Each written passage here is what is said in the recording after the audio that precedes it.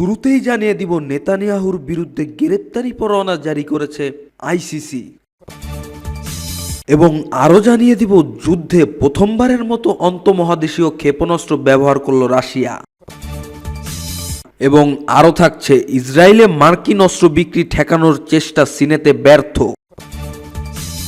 এবং আরও জানিয়ে দিব পাকিস্তানে যাত্রীবাহী গাড়িতে বন্দুক হামলায় নিহত ৩৮ জন এবং সর্বশেষ জানিয়ে দিব ইউক্রেনে কেন বিতর্কিত অস্ত্র পাঠানোর সিদ্ধান্ত নিল যুক্তরাষ্ট্র। দর্শক শুনছিলেন সংবাদ শিরোনাম, এবারে বিস্তারিত। ইসরায়েলের প্রধানমন্ত্রী বেনিয়ামিন নেতানিয়াহু ও দেশটির সাবেক প্রতিরক্ষামন্ত্রী ইয়োব গ্যালান্টনের বিরুদ্ধে গ্রেপ্তারি পরোয়ানা জারি করেছে আন্তর্জাতিক অপরাধ আদালত আইসিসি। হামাসের সামরিক কমান্ডার মোহাম্মদ দোয়েফের বিরুদ্ধে একই ধরনের পরোয়ানা জারি করা হয়েছে। মানবতাবিরোধী অপরাধ ও যুদ্ধ অপরাধের জন্য তাদের বিরুদ্ধে এই গ্রেপ্তারি পরোয়ানা জারি করা হয়েছে। ইসরায়েল ও হামাস উভয়ের এসব অভিযোগ অস্বীকার করেছে। নেদারল্যান্ডের দ্য হেগ শহরের অবস্থিত আইসিসি আজ বৃহস্পতিবার এই গ্রেপ্তারি পরোয়ানা জারি করেছেন। গত জুলাই মাসে গাজার এক বিমান হামলায় দোয়েফকে হত্যা করা হয়েছে বলে দাবি করেছে ইসরায়েল। ইউক্রেনে আন্তঃমহাদেশীয় ব্যালিস্টিক ক্ষেপণাস্ত্র দিয়ে হামলা চালিয়েছে রাশিয়া। আজ বৃহস্পতিবার ইউক্রেনের পূর্বাঞ্চলীয় নিপ্রো শহরে এই হামলা চালানো হয়। এর মধ্য দিয়ে ইতিহাসে প্রথমবার যুদ্ধক্ষেত্রে এত শক্তিশালী ক্ষেপণাস্ত্র ব্যবহার করা হয়েছে। তাই এই হামলাকে নজিরবিহীন বলছেন বিশেষজ্ঞরা। শুধু নজিরবিহীন নয়, আইসিবিএম ব্যবহারের মধ্য দিয়ে ২.৫ বছরের বেশি সময় ধরে চলা ইউক্রেন যুদ্ধে সম্পূর্ণ নতুন মাত্রা যুক্ত হলো। এর আগে গত ২ দিনে প্রথমবারের মতো যুক্তরাষ্ট্র ও যুক্তরাজ্যের তৈরি দূরপাল্লার ক্ষেপণাস্ত্র দিয়ে রাশিয়ার ভূখণ্ডে হামলা চালিয়েছে ইউক্রেন। তখনই এই নিয়ে হুঁশিয়ারি দিয়েছিল মস্কো।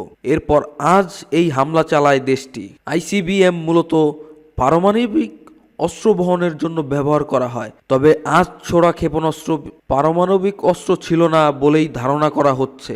বিষয়টি স্পষ্ট করেননি ইউক্রেনও। সূত্রের বরাতে কিয়েভ ভিত্তিক সংবাদ মাধ্যম জানিয়েছে ক্ষেপণাস্ত্রটির নাম ছিল RS-26।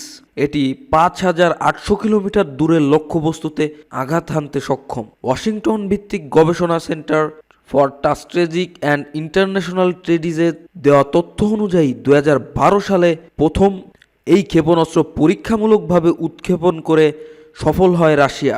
এর উচ্চতা ৪০ ফুট, ওজন ৩৬,০০০ কেজি, আর এই ক্ষেপণাস্ত্রটি ৮০০ কেজি ওজনের পারমাণবিক অস্ত্র বহন করতে পারে। আইসিবিএম ব্যবহার করে এই রুশ হামলায় কি ক্ষয়ক্ষতি হয়েছে সেই বিষয়ে কোনো ধারণা দেয়নি ইউক্রেনের সামরিক বাহিনী। দেশটির বিমান বাহিনী জানিয়েছেন ক্ষেপণাস্ত্রটি রুশ ফেডারেশনের আন্তাকখান অঞ্চল থেকে ছোড়া হয়। এর দূরত্ব নিপ্রো থেকে ৭০০ কিলোমিটারের বেশি। তবে আঞ্চলিক গভর্নর লিকাজ বলেছেন রাশিয়ায় হামলার নিপ্রো শহরের একটি শিল্প প্রতিষ্ঠানে আগুন ধরে যায়, এতে ২ জন আহত হয়েছেন। তবে এই হামলার বিষয়ে তাৎক্ষণিকভাবে কোনো মন্তব্য করেননি রাশিয়া।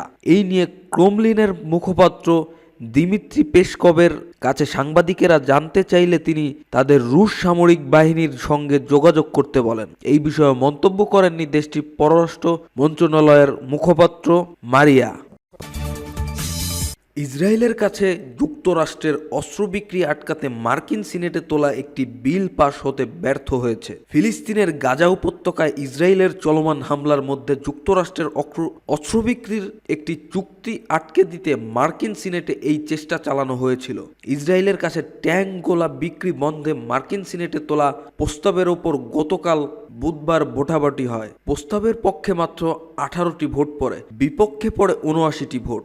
মার্কিন সিনেটের বিশিষ্ট প্রগতিশীল ও কতিপয় ডেমোক্র্যাট সিনেটর এই প্রস্তাবের পক্ষে ভোট দেন, কিন্তু তাদের ভোট কাজে আসেনি। অন্যান্য অস্ত্র বিক্রি বন্ধ করার লক্ষ্যে উত্থাপিত আরও 2টি প্রস্তাব সিনেটে পাশ হয়নি। এই 2টি প্রস্তাবের পক্ষে 20টি কম ভোট পড়ে। মার্কিন প্রেসিডেন্ট জো বাইডেন প্রশাসন অনুমোদিত $২,০০০ কোটি সমমূল্যের অস্ত্র বিক্রির চুক্তির বিরোধিতা করে গত সেপ্টেম্বরে সিনেটর বার্নি জয়েন্ট এই প্রস্তাবটি আনেন।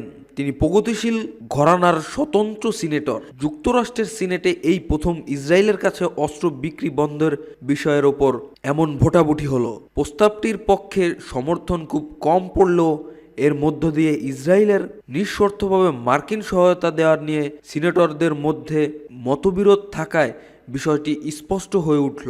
যুক্তরাষ্ট্রভিত্তিক advocacy group Jewish voice for peace এর রাজনৈতিক পরিচালক বেথ মিনান মনে করেন, ইসরায়েলে ওয়াশিংটনের সামরিক সহায়তা সীমিত করার জন্য কয়েক দশকের প্রচেষ্টার ক্ষেত্রে একটি নতুন মোড় সিনেটের এই ভোটাভুটি। স্যান্ডর্সের পাশাপাশি senator Peter Welch, Jeff Merkley, Chris Van হোমেল, টিম কেইন প্রমুখ ইসরায়েলের গোলাবারুদ দেওয়া বন্ধের জন্য তোলা প্রস্তাবটি সমর্থন করেন। পাকিস্তানের খাইবার পাখতুনখাওয়া প্রদেশে যাত্রীবাহী গাড়িতে বন্দুক হামলায় অন্তত ৩৮ জন নিহত ও ২৯ জন আহত হয়েছেন। নিহত ব্যক্তিদের মধ্যে একজন নারী ও শিশু রয়েছে। নিহত ব্যক্তিদের সংখ্যা বাড়তে পারে বলে আশঙ্কা করা হচ্ছে। দেশটির প্রধান সচিব নাদিম আসলাম চৌধুরী এই তথ্য নিশ্চিত করেছেন। খাইবার পাখতুনখাওয়া প্রদেশে কুররাম জেলায় আজ বৃহস্পতিবার এই ঘটনা ঘটেছে। জেলাটি ক্ষুদ্র জাতিগোষ্ঠীর মানুষ অধ্যুষিত এলাকা। তাৎক্ষণিকভাবে কোনো গোষ্ঠী হামলার দায় স্বীকার করেনি। আসলাম চৌধুরী এই ঘটনায় বড় ধরনের শোকবহ ঘটনা বলে বর্ণনা করেছেন। কুররাম জেলা আফগানিস্তানের সীমান্ত সংলগ্ন অঞ্চলে অবস্থিত। সেখানে কয়েক দশক ধরে সশস্ত্র শিয়া ও সুন্নি মুসলমানদের মধ্যে ভূমি নিয়ে বিরোধ চলছে। কুররাম জেলার প্রধান শহর পারাচিনারের স্থায়ী বাসিন্দা জিয়ারাত হোসেন টেলিফোনে রাইটার্সকে বলেছেন, সেখানে দুটি যাত্রীবাহী যানবাহন ভর ছিল। একটি পেশাওয়ার থেকে পারাচিনায় এবং অন্যটি পারাচিনায় থেকে পেশাওয়ারের যাত্রী নিয়ে যাচ্ছিল। এমন সময় সশস্ত্র ব্যক্তিরা তাদের উপর গুলি চালায়। পেশাওয়ার থেকে যাওয়া গাড়িতে নিজের স্বজন ছিল বলেই জানান জিয়ারাত হোসেন। প্রেসিডেন্ট আসিফ আলী জরদারি এই বিবৃতিতে যাত্রীবাহী গাড়িতে হামলার তীব্র নিন্দা জানিয়েছেন।